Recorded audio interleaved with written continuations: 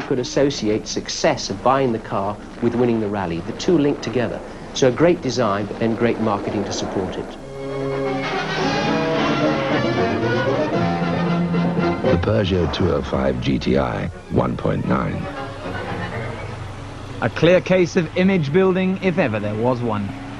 By blessing the 205 with a large helping of street cred, it became the small car to be seen in.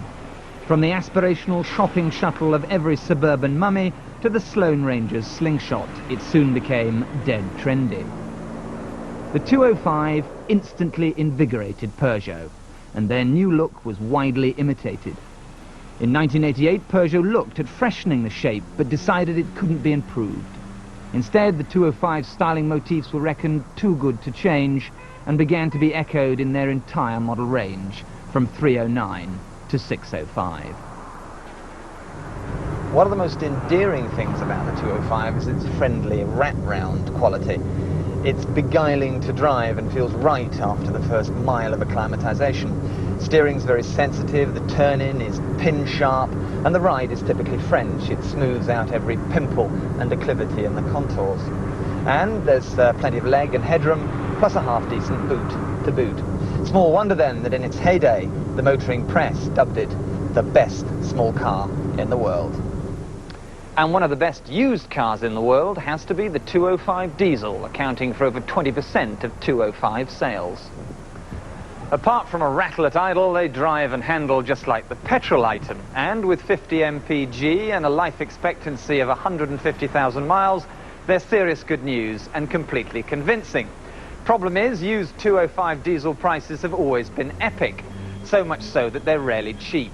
And if you've ever sold a used 205 diesel, you'll know it's all a question of beating off groups of eager buyers, a dozen at a time. So how do 205s fare mechanically? Early cars were a bit brittle in the trim and body departments, and there are very few 205s that don't have parking dents from jealous Fiestas. All GTIs splutter in town, but it doesn't mean they're bad cars. Listen for a ticking from the tappets, which could point to camshaft wear, and do make sure that anything you buy has had a cam belt change every 38,000 miles. Don't be surprised either if there's some graunching on second gear from cold.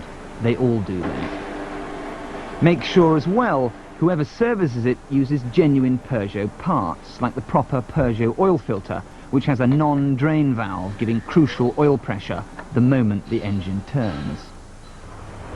For my money, the real steals are the pocket rockets, the GTIs.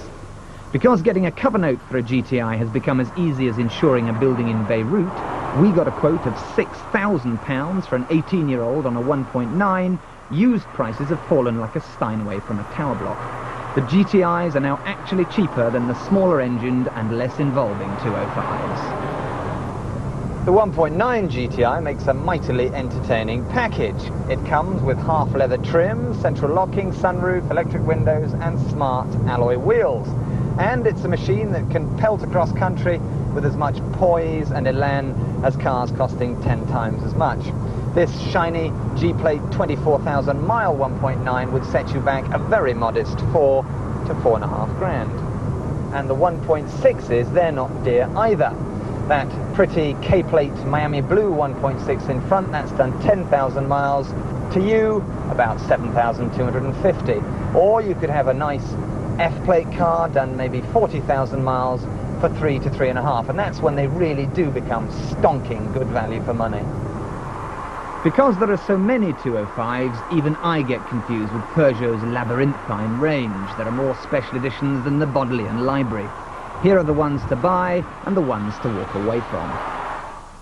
The good, later 1.4 cars with 5-speed gearboxes, history and quiet engines, all diesels, XS and GT for low insurance and high fun, cheap but regularly serviced GTIs, and the chic and classy CJ cabriolets.